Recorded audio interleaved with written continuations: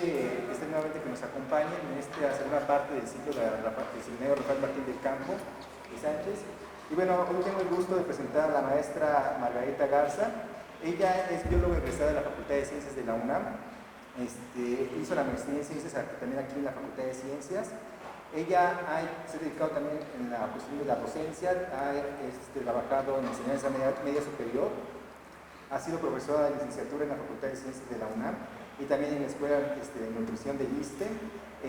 Ha dado cátedras también en el posgrado de la Facultad de Ciencias con materias de conservación y manejo de tortugas de agua dulce, de métodos de estudio de anfibios y reptiles en campo y laboratorio, desde el 97 al 2000. Ha sido director de varias tesis de licenciatura y ha participado en más de 30 congresos tanto nacionales como internacionales y con participación en diferentes trabajos de difusión.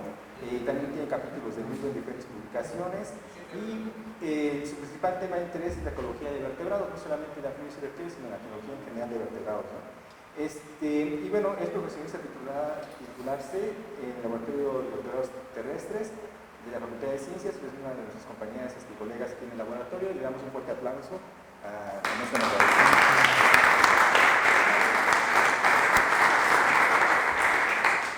Bueno, pues vamos a tratar el tema de los anfibios potencialmente afectados por la explotación del gas de lutitas usando técnica de fracking en regiones hidrológicas prioritarias.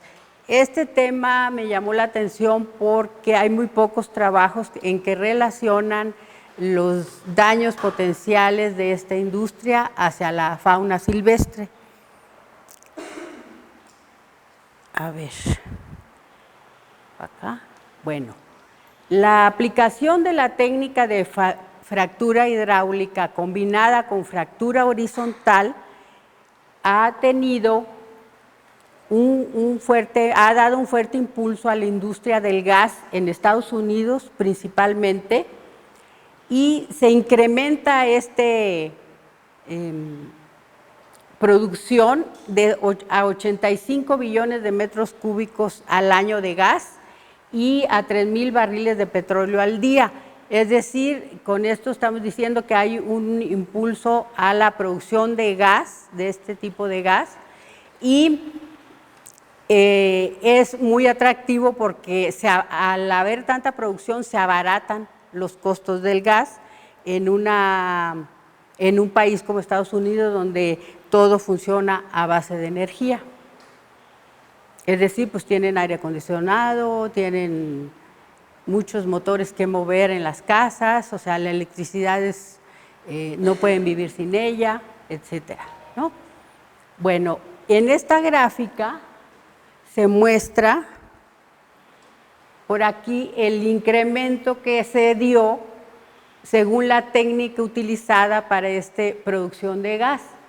Si vemos la explotación de fracking horizontal está en verde, desde los 90 se conoce, pero a partir más o menos en estos años se hizo un incremento muy significativo y el otro tipo de aprovechamiento se quedó muy por debajo de producción. En la producción, entonces se incrementó esta forma de explotar el gas y abarata costos, como ya les había dicho, y esa es una de las razones por las que se utiliza, porque es costeable monetariamente.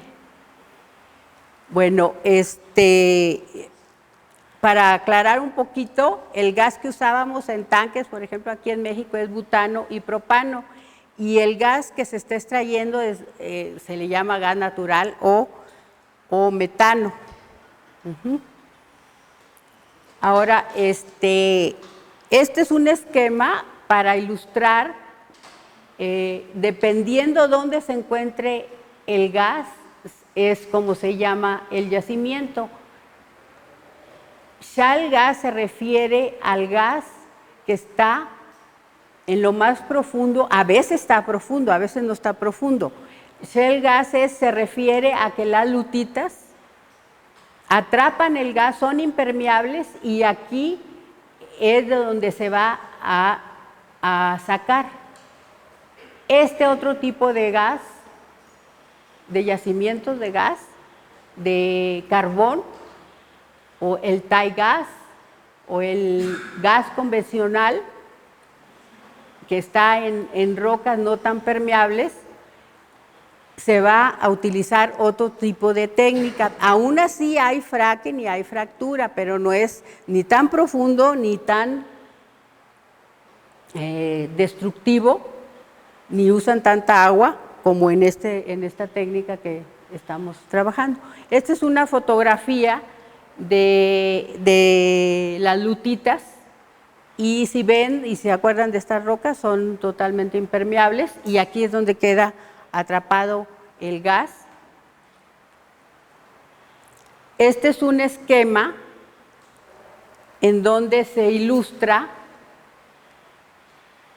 más o menos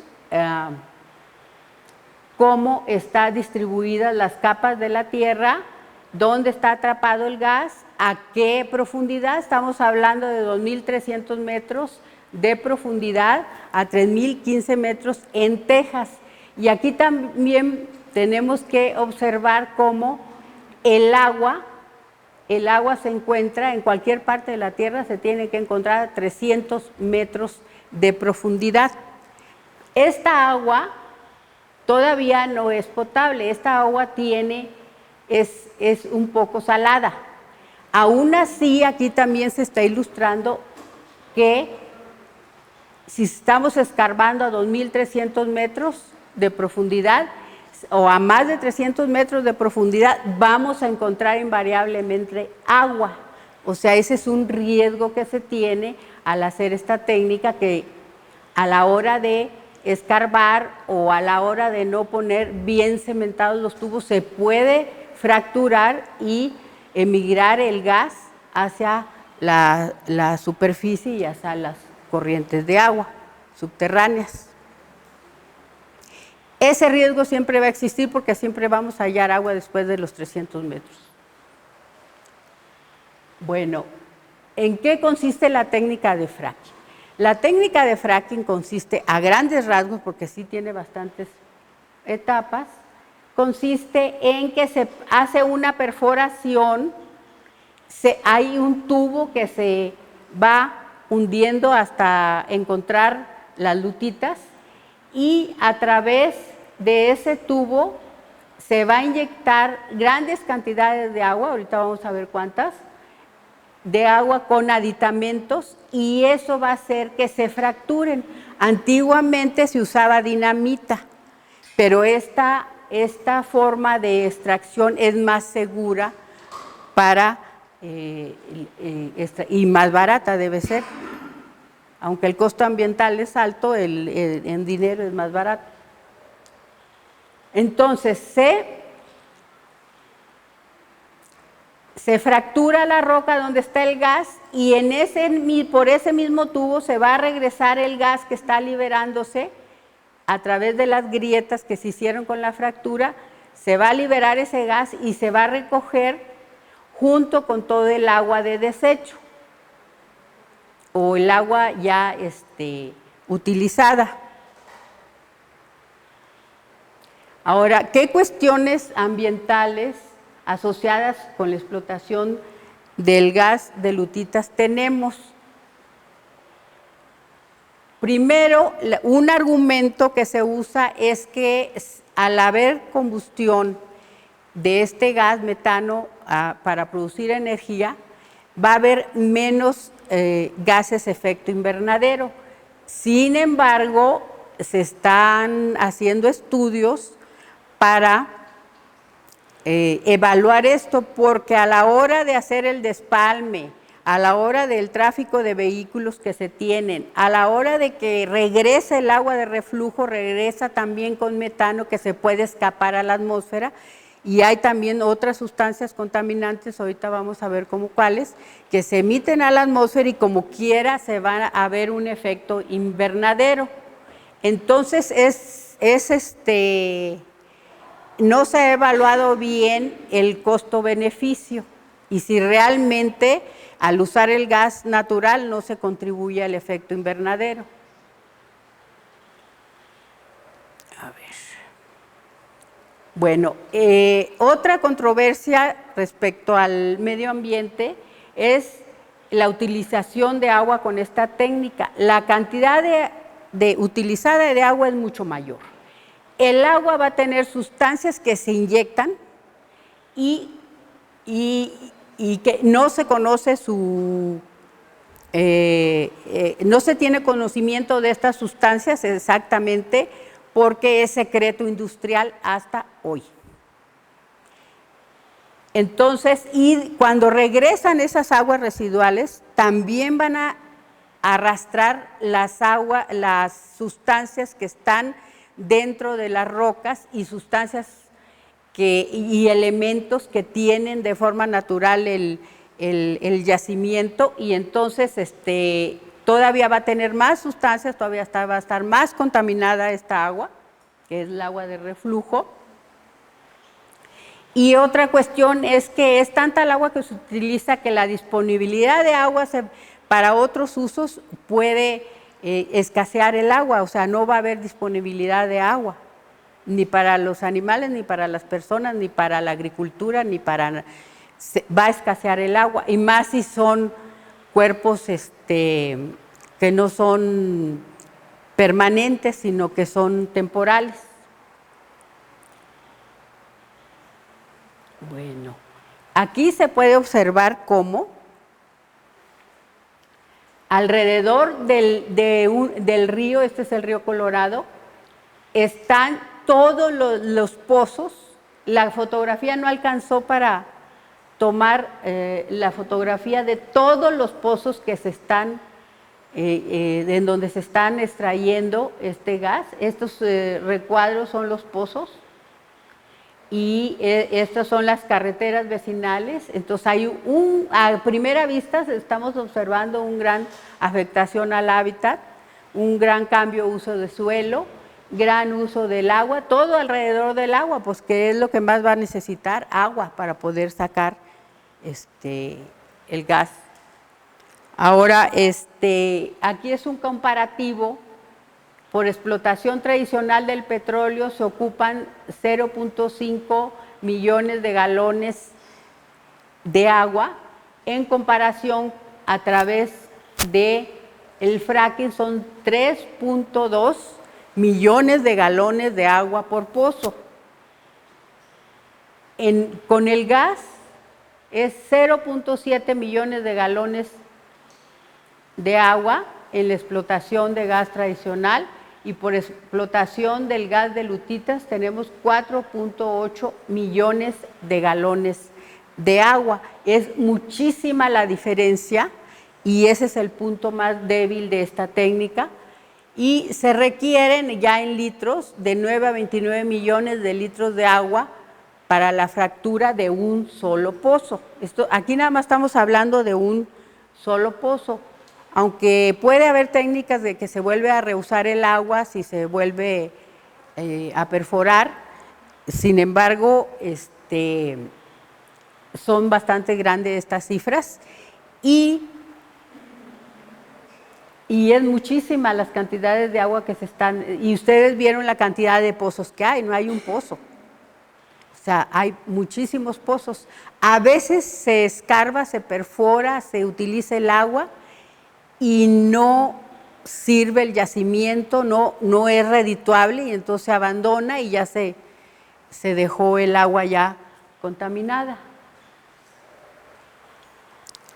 ¿Qué sustancias? Estas sustancias se han documentado a través de un estudio. Este estudio lo patrocinó la Unión Europea, y precisamente para prohibir el fracking en Europa, lo patrocinó la Unión Europea, y no se tiene, y bueno, se tienen, según el tipo de aditivo que se inyectan, va a tener una función. Va a ser apuntalante, va a ser un ácido como clorhídrico, muriático, no se pone exactamente, o puede haber otros ácidos, porque es secreto industrial toda esta información. y va a haber la función de reductor de viscosidad, peroxisulfatos, tiene bactericidas, porque las bacterias pueden corroer el hierro, el fierro o los tubos que están introduciendo.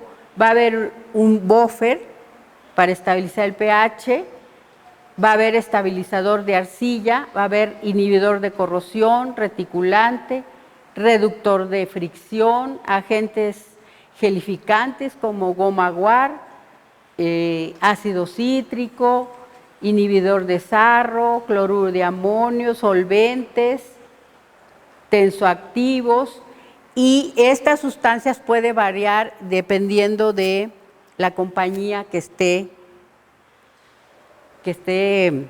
explotando los pozos.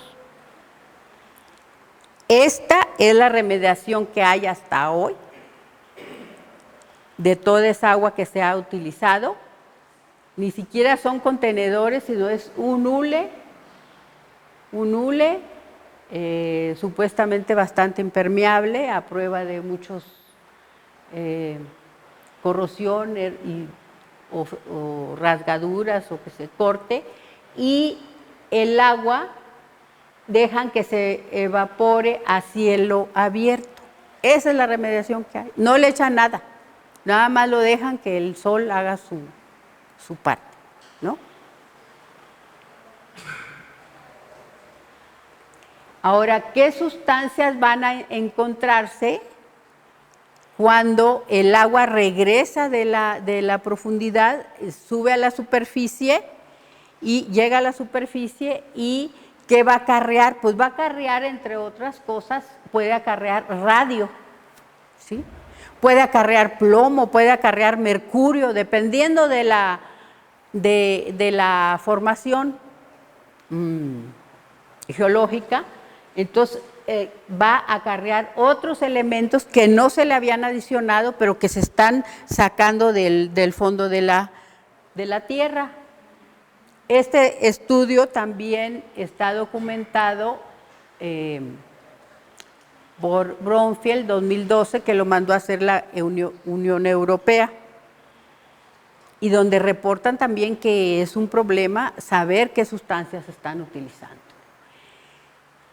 El agua residual, como la vieron, es una salmuera. Entonces va a tener diferentes tipos de bacterias dependiendo de a qué profundidad se encuentre el agua, de donde se tomó el agua, y va a haber todo este tipo de bacterias que se han encontrado ya en las aguas residuales. Hay muchas sustancias volátiles vertidas a la atmósfera. Parte es la que se adicionan y parte es la que se está sacando junto con el gas. Porque al sacar el gas también se vierte a la atmósfera sustancias volátiles como dodecenos, septenos, nonenos, octenos, pentenos, undecenos, butenos, que es también gas, metilenos, acetilenos, o sea, toda la química orgánica que tiene sustancias volátiles, todas se está vertiendo a la atmósfera. Estos se han detectado, se han tenido que hacer muestreos para detectarlos. Es muy difícil unificar y decir, estas sustancias salen de los pozos. Son muchas las sustancias, son muchos los pozos, son muchos los yacimientos, no todos son iguales. No todos se formaron igual y entonces no hay lo mismo. Y aquí, estas son las que se detectaron en el 2012, haciendo muestreos, yendo a hacer el muestreo a los pozos. Ahora, en el trabajo de Wadman, que lo elaboraron en el gobierno de Estados Unidos, lo elaboró a través de su comité de energía, se mencionan 840 sustancias que se adicionan al agua de inyección. O sea, nada más estamos hablando del agua de inyección, no estamos hablando del agua que regresa. en el fracturamiento hidráulico. No es de un solo pozo, eso sí hay que aclarar, no es de un solo pozo. Pueden tener a lo mejor dependiendo de la compañía y lo que les haya resultado, entonces eso va. Otro impacto son pequeños sismos. A mí no me parece tan pequeños sismos, pero así es el informe de que son pequeños sismos. Y en cualquier agencia de Estados Unidos del Medio Ambiente registran que puede provocar pequeños sismos. El problema es cuando hay sismos en lugares como en Nuevo León, que nunca había temblado y las casas no tienen columnas, se caen porque no está preparada la gente para este tipo de, aunque sea pequeño el sismo, no está preparada, ni las casas. Bueno, aquí tenemos una imagen donde nos ilustran los riesgos que puede ser del fracking. Primero hay despalme de grandes extensiones, que esto puede ser cualquier industria. Hay tráfico intensivo de vehículos, igual puede ser para cualquier industria.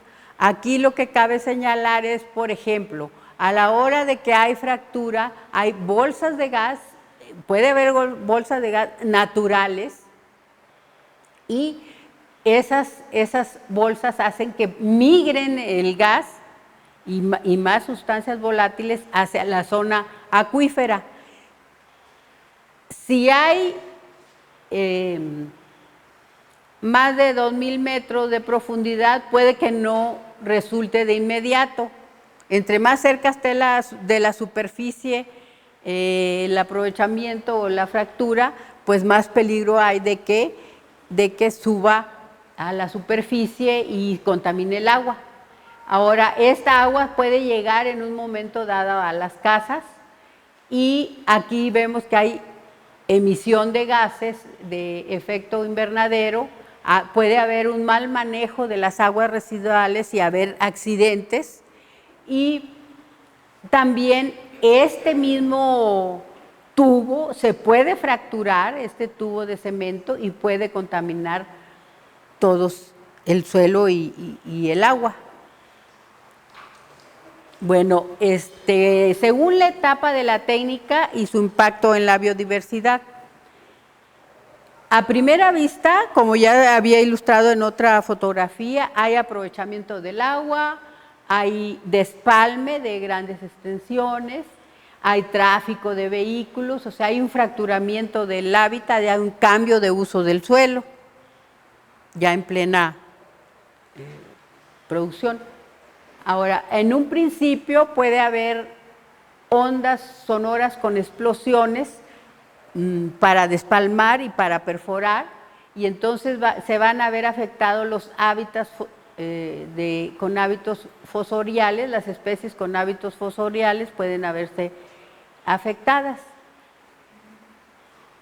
Al desarrollar actividades de espalme y preparación del pozo va a haber nivelación de terreno, extensas áreas de movimiento de tierra, construcción de nuevas carreteras, expansión de carreteras existentes, tráfico de vehículos pesados, introducción de materiales, y el efecto potencial es cambio de uso de suelo, compactación del suelo, efectos en la calidad del agua, y en las especies y comunidades se empieza a ver mortalidad directa y empieza a haber cambios en la composición de la comunidad, los generalistas aumentan y los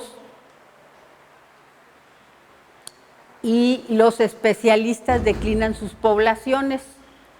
También puede haber que haya especies invasoras y las especies de distribución restringida o raras van a perder su hábitat. Esto apenas es en el despalme. Ahora, ya en la perforación del pozo hay acarreo de grandes cantidades de perforación, hay almacenamiento de los lodos que se sacan al escarbar, y los efectos locales van a ser en el hábitat, hay contaminación de ruidos, de luz, hay material radioactivo natural que se está sacando cuando se remueve la tierra, y va a haber perturbación local por ruido, por luz, mortalidad por el tráfico de vehículos pesados, contaminación potencial de mala disposición de residuos de perforación. Ahora, en la etapa de fractura hidráulica, aquí vemos que este es el talón de Aquiles del fracturamiento, en donde hay una inyección de agua mezclada con arena y diferentes sustancias químicas a través del pozo, y para abrir las fracturas de lutitas. ¿Sí? Entonces, va a seguir que hay transporte de arena, va a seguir que se utilizan todas las sustancias en la fractura hidráulica, o sea, esa es una actividad ahí desarrollada. La luz van a ser 24 horas del día, y el almacenamiento del agua residual va a estar ahí presente y siempre va a estar como una amenaza. Bueno, el hábitat, hay reducción de la cantidad de flujo de agua disponible dependiendo de la época del año del sitio, y alterando los regímenes si se utilizan en cuerpos de agua temporales, contaminación accidental del agua por mal almacenamiento. Es decir, que el agua va a escasear, no va a haber disponibilidad. Y los efectos en especies y comunidades es cambios sigue habiendo los cambios de la composición de especies en las comunidades, va a haber más generalistas, van a escasear los especialistas, va a haber mortalidad directa para las especies sensibles a los cambios, o en la cantidad o calidad del agua. Sí, porque al escasear el agua en un río, o en un embalse, o en una laguna, cambia su composición química al haber menos agua. O sea, el efecto de espejo de agua, de evaporación de agua en los cuerpos de agua naturales, si se les trae agua, también la evaporación y la concentración de sales es más. Ya en plena producción hay una acumulación de todos los efectos, y ya en la etapa de producción donde más se puede ver el impacto es en la cantidad o calidad del agua. A ver. Bueno, la literatura disponible es escasa para tratar el asunto de los impactos del fracking con los anfibios, y también hay un trabajo en donde es experimental este trabajo, o sea, vertieron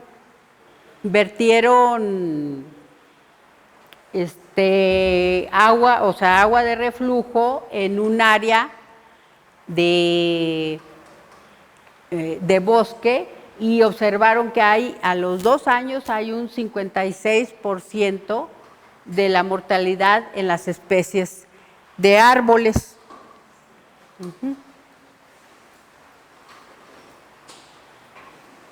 Está documentado este artículo que las aves canoras disminuyen sus poblaciones en los sitios donde se encuentran los pozos.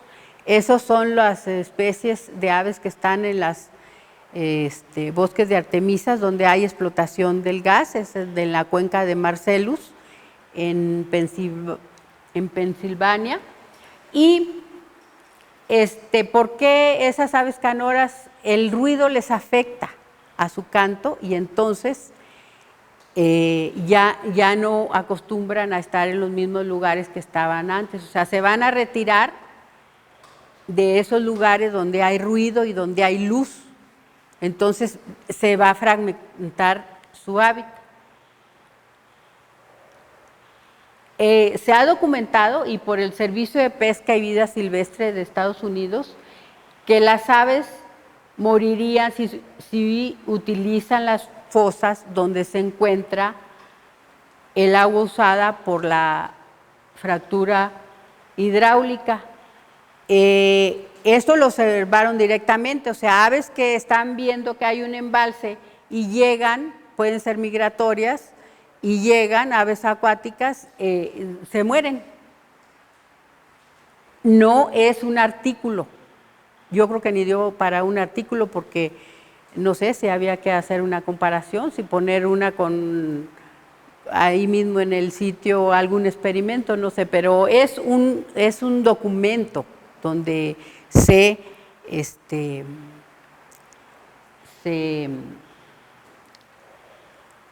documenta esto. Estos sí son observaciones y son artículos en donde donde dice que por el desarrollo de las gaceras, las poblaciones de urogallo, de las artemisas, ha disminuido un 19%, y en otro trabajo se documenta que la supervivencia anual de los urogallos jóvenes disminuye en las áreas donde está desarrollándose los pozos. Otro trabajo es el del cervo mula, que evita todo tipo de áreas con tráfico, despalmadas y con ruido donde se encuentran los pozos. Otro trabajo es del berrendo, que también hay pérdida de su hábitat.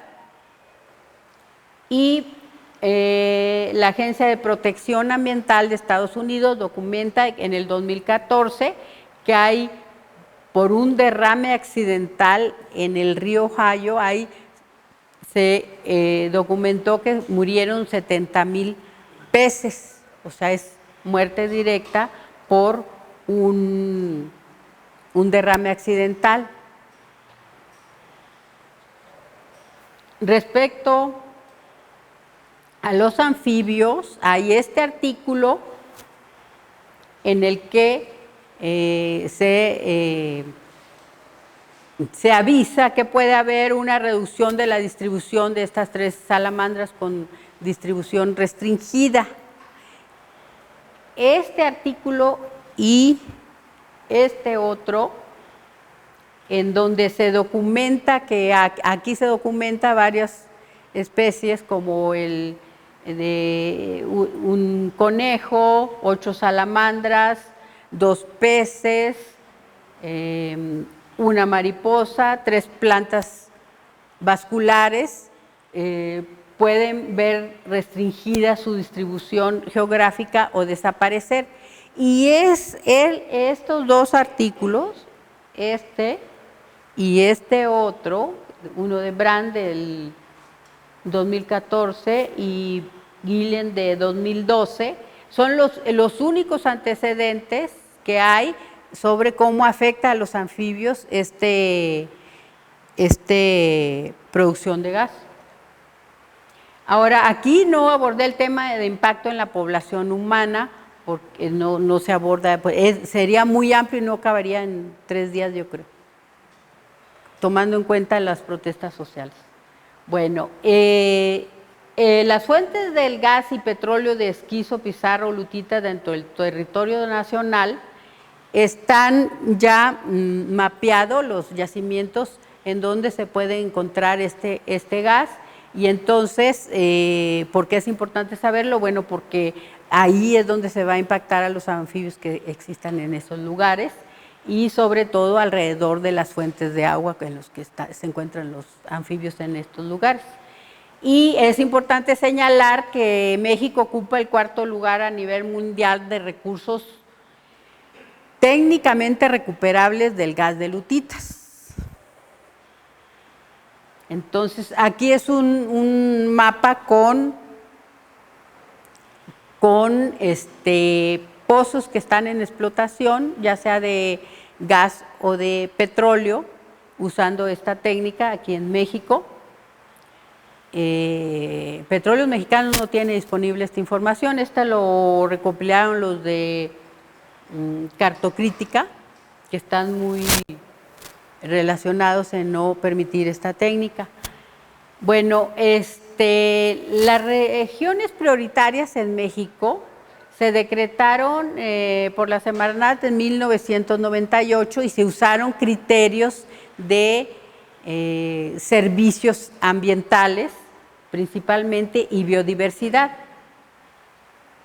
Y aquí podemos observar a forma burda o a gran escala las regiones hidrológicas y las cuencas donde se encuentra el gas.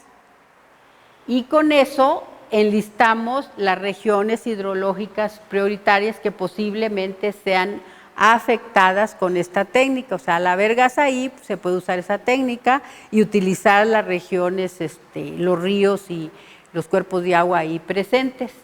El número es el número oficial que se les dio a esas regiones y bueno, tenemos principalmente es noreste del país, norte de Veracruz y Chiapas, aunque en Chiapas ahorita no se está utilizando esta técnica, en donde se empezó a utilizar es en el norte y Veracruz. Con esta información realizamos una base de datos hecha con toda la literatura disponible y de ahí sacamos los números de cuántas especies pueden verse afectadas y todo eso. Esta base de datos va a estar disponible en línea después de que saquemos un libro electrónico de parte del seminario, del laboratorio, y esa lista va a estar ahí disponible. Y ahorita podemos decir que hay 28 de un total de 110 regiones hidrológicas prioritarias que pueden verse afectadas y el total de anfibios en regiones hidrológicas serían 190, de las cuales hay 66 especies endémicas, 88 especies en la norma y en la lista roja de IUCN serían 156.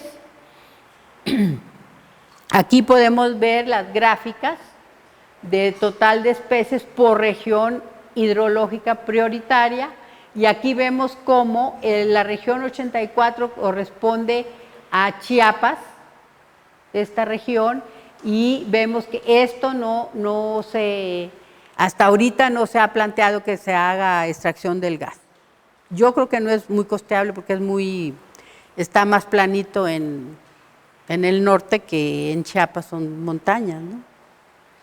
Bueno, aquí los números más relevantes estarían en la parte de Veracruz. Y aquí vemos el endemismo en cada región hidrológica, igual Chiapas destaca, pero no se está utilizando ahí. Hay algunos ceros en la anterior, esos no conseguimos la información, pero cada rato se están actualizando esas listas, se pueden actualizar. Y bueno, las categorías en riesgo también destaca que es en Veracruz sobre todo, en donde hay mayor número de anfibios, ¿sí?, en peligro. Ahora, ¿por qué se están explotando las regiones hidrológicas prioritarias? Fue a través de la reforma energética en donde el octavo transitorio dice que derivado de su carácter estratégico, las actividades de explotación y extracción del petróleo y de los demás hidrocarburos, así como el servicio público de transmisión y distribución de energía eléctrica que se refiere el presente decreto, se considera de interés social y orden público, por lo que tendrá preferencia sobre cualquier otra que implique el aprovechamiento de la superficie y del subsuelo de los terrenos afectados. Con este octavo transitorio, con la ley en la mano, se pueden estar afectando las áreas naturales protegidas o regiones prioritarias, o sea, legalmente es posible. Hay un apartado que se dice que si la población se opone, entonces no se lleva a cabo esa explotación. Y bueno, pues casi levantan en armas a los pueblos para poder evitar que les quiten el agua. En el país, aquí en México, no hay ninguna legislación clara y específica para la explotación del gas de lutitas. En Estados Unidos se aplica desde el 1959 esta técnica, pero ya con técnica horizontal, como vieron, era a partir del año 90. Entonces, en Estados Unidos no es clara la legislación porque ellos tienen ley federal ambiental y ley estatal. Entonces, si el Estado dice que así está bien la legislación, donde no hay mucha vigilancia por parte del Estado, así va a estar bien. Entonces, hay varias legislaciones, dependiendo de cada estado hay varias legislaciones. Aunque sea un mismo río que pasa por el río, el Ohio, de ahí sacan bastante agua, según la ley del Estado. Entonces, esas leyes sí son más dinámicas porque cada estado está legislando, la gente protesta y entonces vuelven a legislar, son ágiles en eso y a su vez se puede reformar la ley y las leyes federales. Ellos que tienen más experiencia en esto de la legislación y de este tipo de producción de gas, tienen problemas para aplicar la ley. Entonces, imagínense aquí en México donde no hay sí existe la legislación, yo estuve medio revisando, y si hay, por ejemplo, si hay radio, pues hay que poner, se debe tratar como desecho radioactivo, si hay, la ley de agua dice que no puedes contaminar, pero no está claro que si hay un accidente, ¿quién lo va a remediar? Como el caso del río de Sonora. Entonces, aquí falta muchísimo trabajo interdisciplinario de biólogos ambientales y de legisladores de medio ambiente para hacer una ley que que proteja el medio ambiente, y pues falta mucho por investigar en estos temas. Ahora, en cualquier legislación que vaya a surgir, se recomienda, por la gente que ha estudiado todo este problema de legislación y ambiente, que las sustancias que se utilizan en el agua para fracturar sea una lista única y dejen de ser secreto industrial, porque es muy difícil remediar algo que ni siquiera sabes qué tiene. Y hacer énfasis en el tratamiento y contención del agua residual y en el material radioactivo natural extraído.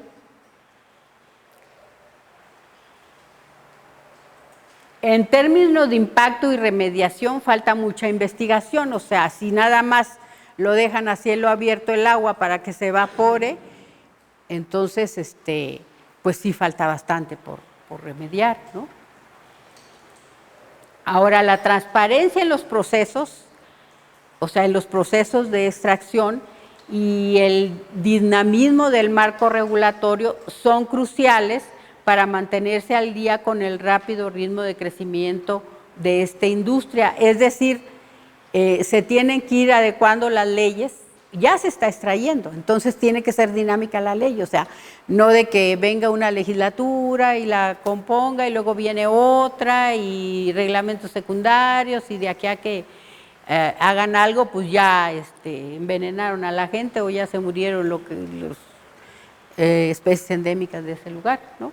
Entonces tiene que ser dinámico el asunto y los esfuerzos deben estar enfocados para prevenir y remediar posibles impactos y dejar también muy claro quién lo va a remediar, ¿no? Y quién lo va a supervisar. Ahora, a mí me llamó la atención que todos estos consejos lo hicieron en la Universidad de California en un libro, en un documento que está en línea además, de máster del 2015, que dice un análisis del medio ambiente, del impacto en el medio ambiente en la extracción del gas shale y del petróleo en los Estados Unidos con aplicación a México. O sea, ellos ya se están adelantando, o sea, ya se piensa, pues es la tendencia industrial, es la globalización, que aquí se tiene que explotar este gas y ya se están adelantando porque ya están dando consejos de cómo parar el impacto ambiental, ¿no? Y bueno, si hay preguntas, y eso es todo. Muchas gracias por su atención.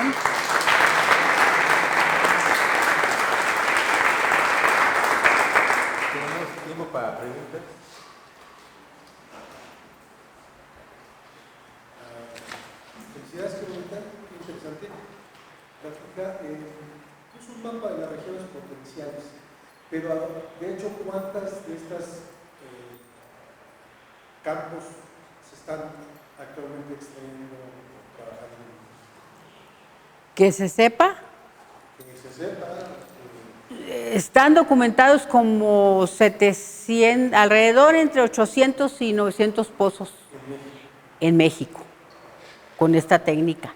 En el norte, sobre todo, es que están entre el gas y el petróleo, ¿sí? Pero yo pienso que el petróleo no tiene tanto problema porque creo que recientemente encontraron un yacimiento casi a flor de... Entonces ahí no se va a usar fracking horizontal, donde... Sí, sí, les está saliendo, no hay que usar esa técnica. Pero, por ejemplo, en Nuevo León está, bueno, es el mismo yacimiento, es la misma cuenca de Burgos, creo, o Tamaulipas, que la de Texas. Entonces, están muy interesados las industrias en estar explotando el gas en el noreste, ¿sí? Y es donde más escasea el agua.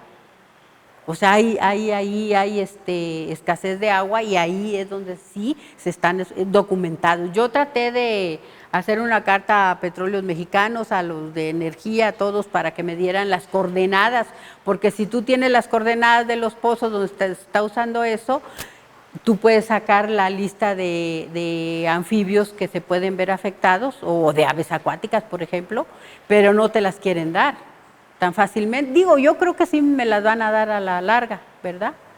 Pero, y si no hay lista, pues hacerla antes de que se los acaben, ¿no? ¿Y las comunidades que viven en esos lugares? Pues las economías, mira, del norte, te voy a decir, está muy ligado al narcotráfico. Llegan los zetas, corren a la gente del pueblo, hacen matazón y luego ya casualmente llega la compañía a establecerse. ¿Sí? Ese es un problema grave. Entonces ya ni gente hay, porque ya los corrieron desde antes. Los pocos que se quedan se les están cuarteando las casas, hacen una denuncia y mejor se van para otro lado. Algunos casos así que se han conocido, ¿no? Sí, ese es bueno, esa es la realidad ahorita. No sé si pueda cambiar eso, pero... El presidente anunció que iban a reordenar la cuestión minera y de extracción. Eso es lo que se dice, pero hay contratos ya con las empresas que están validados internacionalmente. No es tan fácil. Te van a cobrar por eso, ¿no? Lo que se tiene que hacer, bueno, y además el gas se necesita. El gas se necesita en toda la industria eléctrica, principalmente en las termoeléctricas, en todo eso el gas se necesita. Entonces, pues lo que ha hecho Estados Unidos, pues ya es una muy buena experiencia de que se debe de legislar particularmente, porque sí, aquí hay bastantes leyes, ¿no? Pero particularmente yo creo que sí se debe de, bueno, digo, esa la tiene que ser. Si por lo pronto se puede parar, o sea, que ya no haya más. Yo entendí eso de las declaraciones del presidente, ¿no? Que dijo, el fracking se va a parar, por eso se va a parar el que venga. Pero el que ya está, como rompe los contratos, no sé cómo romperían los contratos. Sí, perdón. Mencionabas en algunos casos de afectación a los humanos que no incluirían por cuestiones de tiempo, me imagino, pero a lo mejor si están documentados por ahí se puede... Están bastante más documentados los casos de afectación a la salud humana que de los animales, ¿no? Obviamente. Pero hay un estudio de un artículo que salió en una revista indexada, en donde fue un año a hacer monitoreo de la gente que vivía alrededor y a ver si tenían cáncer por las sustancias volátiles, y que en un año no encontró nadie con cáncer, ¿no? Que pudiera relacionarse, o sea, sí había, pero no se podía. Pero pues en un año, un cáncer no se desarrolla en un año. O en los trabajadores de la industria, ¿no? No encontré. Pero sí hay evidencia, por ejemplo, en los informes que hace la Agencia de Medioambiental en Estados Unidos, hay informes que en una población como de 140,000 niños que nacieron entre el desarrollo de esta industria, que pueden, no afirman, asociarse a que pueden tener afectaciones en el cerebro, o sea, que salen débiles mentales o con columna bífida. Sí hay un que otro reporte por ahí. Y sí hay intentos así de algunos investigadores que van, dicen, bueno, pues yo, sobre todo los de la Universidad de California, pues yo fui a hacer una encuesta de cuánta gente se ha enfermado de cáncer por esto y eso. No hay resultados así inmediatos. Ahora, de que sí abren la llave y que le sale el metano y que explota, esos se llaman, son accidentes, y nada más se han podido documentar así accidentes de derrames o de perforaciones que se van las bolsas de gas del 1 al 3% de todos los pozos. O sea, hay un riesgo de 1 al 3%, eso documentado, ¿sí? Y haciendo las cosas bien hechas. Ahora, si hacen las cosas mal hechas, pues a veces no lo documentan. El mismo informe dice que no está documentado. Pero sí de que abre la llave y sale el metano, sí es cierto. Pero sí es entre el 1 y el 3%, nomás que como es tan aparatoso el accidente, bueno, pues da la vuelta al mundo en 2 horas, ¿no? Por las redes. Así está. ¿Qué porcentaje de las especies que pones que se encontrarían en riesgo representan de los anfibios del total de México? ¿Cómo cuántas son, Adriana? Son 199 especies. ¿Y cuántos hay? ¿Cuántos anfibios hay? Anfibios hay más de 400. Bueno, pues como un cuarto, 25, tal vez. Ya sabía que lo tenía que sacar, pero se me olvidó. No, porque en el Sí. de vegetación en Veracruz, pues ya no hay realmente.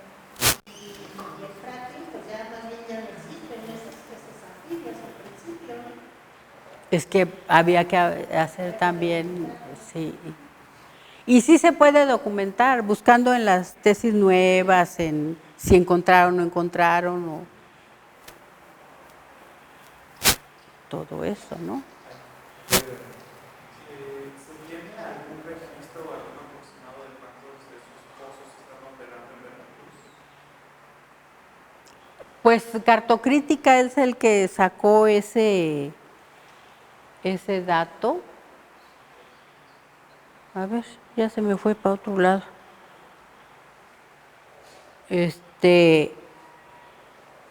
A ver. No, pues ya aquí ya no le sé.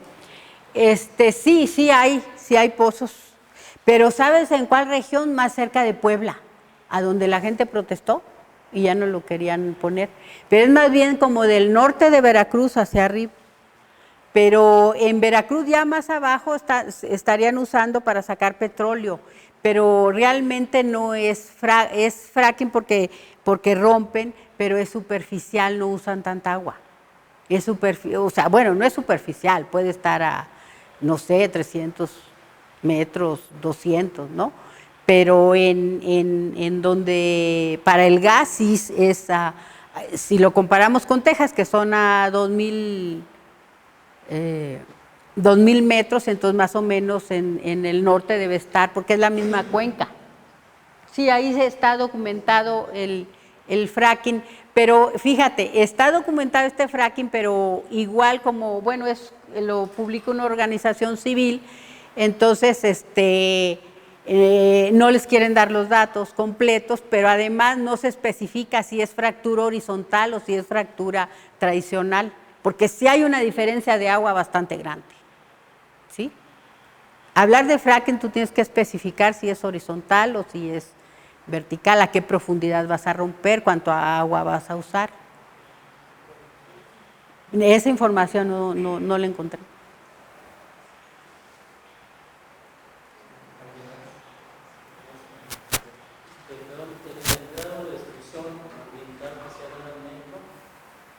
Solamente, según ustedes, señorita, que se puede detener si la gente del pueblo, por ejemplo, se une para de tener un proyecto, algo así.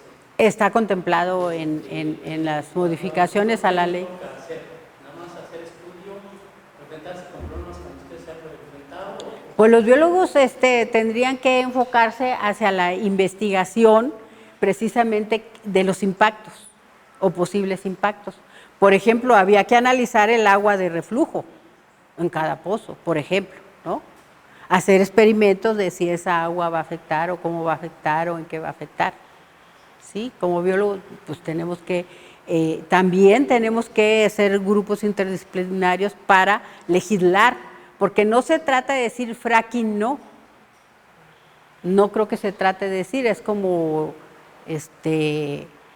la industrialización, vamos a romper las máquinas para que ya no exploten al obrero, pues eso ya no opera, ¿no?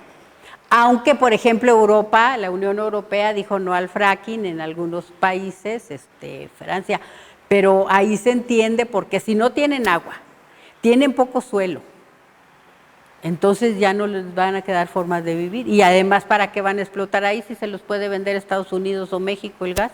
O en Siberia, ahí ni gente hay. Bueno, hay poca, o no sé, ¿sí? Si lo pueden sacar de allá, ¿para qué? Los chinos también tienen una experiencia bastante amplia de gas. Entonces en Europa sí se entiende, ¿sí? ¿Por qué no lo explotan? ¿Cómo lo van a explotar? Y en Alemania pues ya van a estar alrededor de las casas. No hay terreno ni agua, no hay agua disponible, ¿no? Pero eso es muy importante, está contemplado en la Constitución que la gente se puede amparar, puede luchar, puede... Digo, si no le llegan los zetas, puede hacer todo eso, pero sí hay casos, y sí hay testimonios, ¿no? De que los pueblos, pues primero llegan los zetas y después llega la compañía. Y sí, pues así. Y fui a un foro legislativo ambiental, y ahí lo que han hecho en otros países donde no hay legislación que valga, o por ejemplo en Nueva York no había legislación contra el fracking, entonces ahí apelaron a los derechos humanos, o sea, tú legalmente puedes defenderte contra, legalmente, fíjate, puedes defenderte contra que te ponga la industria del fracking alegando los derechos humanos, y es la única forma que hallaron porque la legislación no les daba para pararlo. Así es. Además, esté concesionado, digamos, esos espacios donde están este tipo de explotación, pueden, digamos, a través de derechos humanos, poder ampararse y frenar, aunque esté ya concesionado. No, no es a través de derechos humanos, es a través de los derechos humanos, no la agencia de derechos humanos, ¿no? Sino al ir a poner la demanda ante un juez, tú alegas a los derechos humanos, o sea, legalmente. Los derechos, la Comisión de Derechos Humanos es para cuando una autoridad está actuando mal, ¿no? Pero, o sea, mi pregunta es porque, por ejemplo, comentó que aquí en México, con el nuevo gobierno, dijo que sí, lo iba a poner un alto, pero ya los contratos que ya se dieron, digamos, ya se firmó, y que ya están explotando o están a punto de explotar, si la gente o la comunidad, digamos, sí argumenta o se defiende a través como... Sí lo han parado. Sí lo puede frenar. Sí lo han parado. Y no tienen que devolver, digamos, dinero o sí se puede cortar ese contrato. Pues en Puebla es donde lo pararon. Lo pararon. Y yo creo que ya cuando hay contratos y eso hay que sí acudir ante un juez. Pero bueno, mi opinión es de que parece ser que no se puede parar este tipo de producción de gas, entonces había que hacer medidas extremas para remediar y para cuidar el ambiente. Y vigilar bastante, ahí debe haber una vigilancia a la industria de este tipo. Pero si no te dejan ni entrar, ¿qué? Porque es secreto industrial. Ni no nos quieren dar ni las coordenadas dónde están operando los pozos. O te la dan mal y así.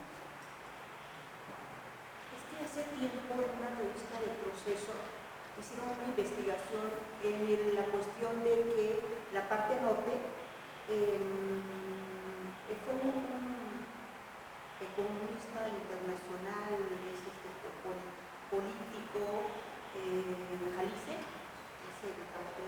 donde decía que efectivamente en la parte norte se estaba dando ese problema porque se estaba investigando el por qué la delincuencia organizada estaba como que en esa parte de Coahuila, Tamaulipas, Nuevo León.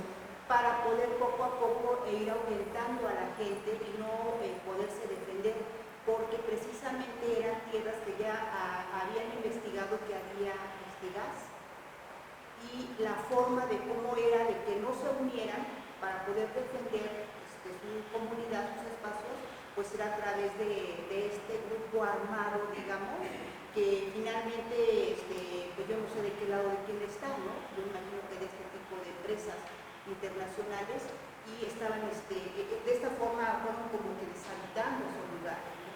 Y también ahí es otro problema muy fuerte, cómo lo enfrentamos, ¿no? Como país. Pues ese se tiene que resolver por otras instancias.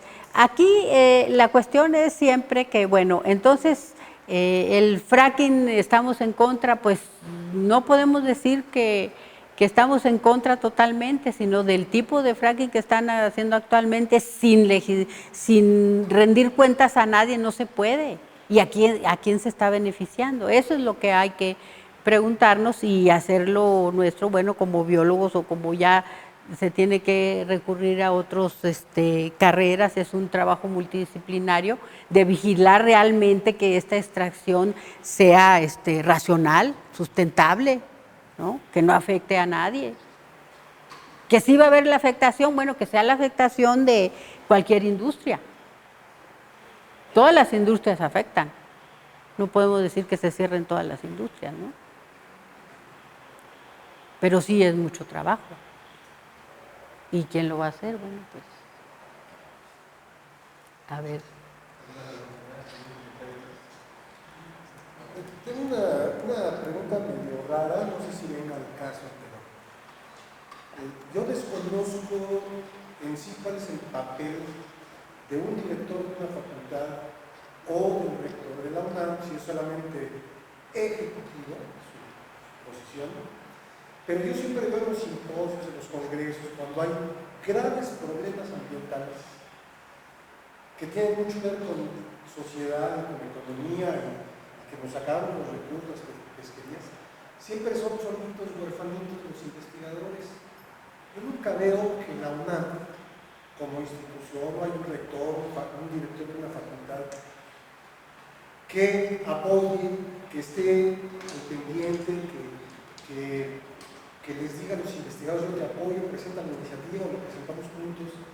Siempre son los investigadores los que hablan de refanitos y siempre nos dicen: es que somos nosotros los que tenemos que hacer las cosas, pero veo un total vacío. Bueno, pues hay libertad de investigación, libertad de cátedra. Lo que pasa es que no es que esté afectando un árbol, estoy afectando, o la industria está afectando el país entero, las pesquerías están afectando al país entero, y la UNAM, a pesar de que la quiero, soy egresado de aquí, como que yo veo que no hay un grupo institucional. No apoyan el caso de 400, son 1, 2, 3 investigadores, en el caso de aquí, de allá, siempre son investigadorcitos huerfanitos, y nunca hay a ese nivel una institución como la UNAM que diga: yo apoyo esto, y el rector o el director de la forestal apoyando esas defensas, esas iniciativas. Entonces, la pregunta sería: a todos. ¿La UNAM, facultad o los directores de facultades las atribuciones como para apoyar todas estas cosas, o no las tienen? No sé si alguien sepa. ¿O también se están manejando intereses turbios? Pues no sé si alguien quiera con Rito. ¿Cómo ves? Yo creo que ese no es el papel de las autoridades universitarias. Ah, ok. Lo que dice el señor está muy bien, que lo hagan las autoridades gubernamentales. Esa es su obligación. La universidad no puede cumplir el papel De la Semarnat. a partidos políticos o autoridades gubernamentales. La universidad tiene la obligación de investigar, proponer soluciones. No tiene el papel que se debe tener. Sí, por otras instancias. Es pregunta, no, pues es parte de la banda. Simplemente. Sí. En ingeniería hay una carrera de ingeniería ambiental. Ahí sí o sea, en la carrera todo eso, y claro, bueno, ya aterrizan los ingenieros ambientales en empresas o en Semarnat o en instancias, ¿no?, gubernamentales que... Pero la investigación pura sobre estos temas sí hay. Yo he sido sinodal de una tesis de remediación de lodos sanitarios. Era biólogo y se fue a ingeniería. ¿Sí? Y sí hay la investigación y aterrizar esa investigación, pues hay instancias. La universidad cumple con el papel que tiene asignado, que es la producción de conocimiento. Claro. El problema es que las autoridades del gobierno nunca toman en cuenta ese conocimiento para hacer las políticas que ellos definen. Ese es el asunto en todos los ámbitos y este es uno de ellos, ¿no? Entonces eso es el papel que nosotros tenemos que hacer, empujar para que las autoridades tomen en cuenta todo ese conocimiento que estamos generando. El rector de la universidad no tiene ese papel, no tiene ese propósito. En el 2013 hubo un foro sobre la reforma energética en economía, un seminario, un foro, se llamó foro, y la forma en que se encontró ahí para influir fue sacar un desplegado porque la reforma energética no era lo mejor para México. Se sacó el mismo día que se decretaba la reforma energética y se sacó un libro ahí donde escribí sobre el fracking, no sobre anfibios, sino sobre el fracking y las áreas naturales protegidas y la legislación. Pero esa es una indicación que dimos, pero pues los legisladores votaron como les dio la gana. Digo, es un ejemplo de cómo influimos y pues nada, ¿no? Si no tenemos ahí un diputado, un senador que nos esté impulsando lo que se hizo, pues no lo tomaron en cuenta. Que ahora se está rectificando, puede ser, pero bueno, pues así está el asunto. ¿Alguna otra participación? Allá arriba. Muchas gracias por la exposición. También en este sentido, ¿no?, se estaba discutiendo el traslaje entre la ciencia y la sociedad, ¿no?, todas estas problemáticas tienen que ver con la producción del conocimiento y que pareciera que la ciencia en este caso está al servicio de la explotación de los recursos naturales. Pensando en el largo plazo también y las legislaciones, quisiera preguntarle, desde un ejercicio de imaginación, donde la ciencia está al servicio de la sociedad, como en casos como los enfermos de VIH-Sida, que en algún momento se vinculaban con expertos, o las personas que viven cerca de aeropuertos, ¿no?, y se vinculan para tener estos megaproyectos. Desde la ciencia ciudadana, ¿cuál sería la agenda para que las comunidades definan su territorio, ¿no? ¿Qué es lo que debería saber la gente en relación con los especialistas sobre estos temas, no sé, de agua, biodiversidad, salud humana, economía, agricultura de energía, ¿no? Desde su perspectiva, ¿cuál debería ser esa agenda? Bueno, para poder educar a la sociedad, pues es en escuelas. A mí se me hace muy difícil la educación no formal o ir a repartir folletos o algo así. Hay otros, la sociedad educada o la que hace sus propias agendas, como en Alemania, pues no necesitan que...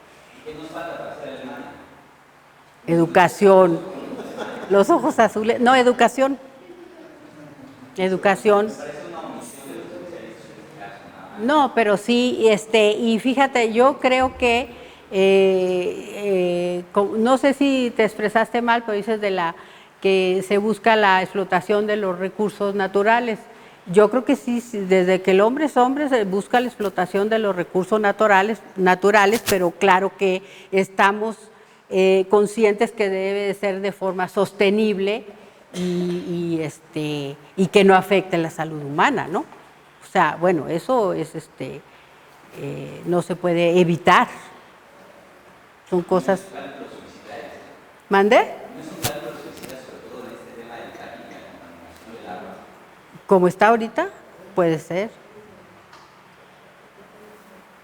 Puede ser, sí, pues así está. Bueno, ya ni como humanidad hemos podido detenerlo, ¿no? En Estados Unidos es donde más se ha desarrollado y es donde están las empresas más fuertes y es a los que siempre les echamos la culpa, o sea, el capitalismo que viene a explotar los recursos de México. Ellos lo están explotando ellos mismos, están echando la soga al cuello ellos mismos porque la necesidad los hace producir ese gas, la necesidad de la forma de vida que tienen. No quieren estar sin aire acondicionado ni calefacción, bueno, pues una por otra, ¿no? ¿Y qué te dice eso? Bueno, pues así está educado. Es la educación. Es la educación que a lo mejor había que educarnos de otra forma, ¿no?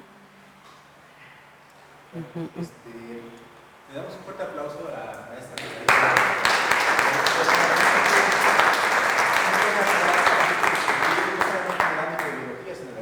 Legal, realmente un problema complejo en realidad para poder abordarlo.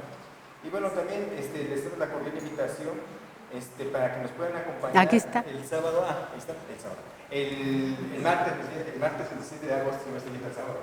El sábado, tengo el sábado en la cabeza. El martes 17 de agosto, de 1 a 2:30, con el doctor Wilfrido Miguel Contreras Sánchez.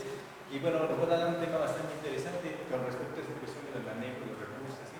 Acerca de la acuicultura como herramienta de conservación de especies nativas y de perspectivas de cultivo de pejelagartos, mojarras y róbalos, ¿no? Porque en realidad también es una cuestión de la seguridad alimentaria, ¿no? Pero bueno, ojalá nos puedan acompañar. Ellos vienen de la Universidad de Tabasco, y pues a todos que tengan una buena tarde. Gracias.